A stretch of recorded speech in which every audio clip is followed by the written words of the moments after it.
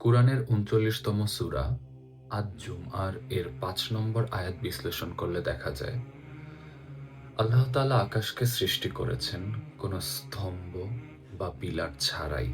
শুধু তার আদেশেই এক অদৃশ্য শক্তি বলে এই বিশাল আকাশ ঝুলে আছে।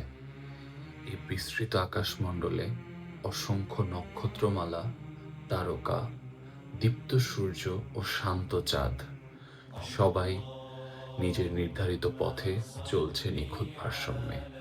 কিছুই একে অপরের সাথে সংঘর্ষ করে না, কোনো বিশৃঙ্খলা হয় না, যা আল্লাহর একত্ববাদ ও মহিমার প্রমাণ। আর সমস্ত সৃষ্টির ঊর্ধ্বে আছে তার সর্বোচ্চ রাজ্য, যা মানুষের চোখে অদেখা এক জগৎ। বলা হয়, আল্লাহর আরশ বা সিংহাসন এমন এক পূর্ণ বৃত্তাকার, যা আলোকময়, সৌন্দর্যে অতুলনীয় এবং তার সকল সৃষ্টির মধ্যে সবচেয়ে বড়। কুরআনে আরশকে বিশাল এবং অকল্পনীয় বলে বর্ণনা করা হয়েছে এবং এটি আল্লাহর সরাসরি নিয়ন্ত্রণাধীন।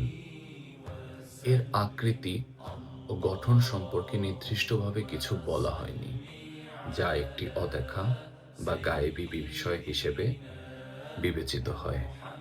কুরআনে আরও বলা আছে, আল্লাহর আরশকে পানির উপর ভাসমান বলে উল্লেখ করা হয়েছে, তবে এটি কোনো আকৃতিতে সীমাবদ্ধ নয়। বাংলায় আমরা একে সিংহাসন বলি, যা আল্লাহর মহিমা, কর্তৃত্ব ও শ্রেষ্ঠত্বের প্রতীক। এই আরশই আল্লাহর সৃষ্টির মধ্যে সর্বাপেক্ষা মর্যাদাপূর্ণ। এটি আমাদের মনে করিয়ে দেয় তিনি সর্বোচ্চ, সর্বশক্তিমান এবং সর্বত্র বিরাজমান।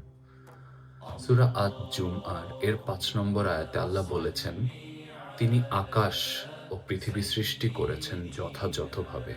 রাত দিনকে ঢেকে নেয় আর দিন ঢেকে নেয় রাত। তিনি নিয়ন্ত্রণ করেন সূর্য আর চাঁদ। প্রত্যেকেই চলেছে নির্দিষ্ট সময় অনুসারে। জেনে রেখো, তিনি মহাপরাক্রমশালী এবং পরম ক্ষমাশীল। সূরা আজ-জুমআর আয়াত নম্বর ৫।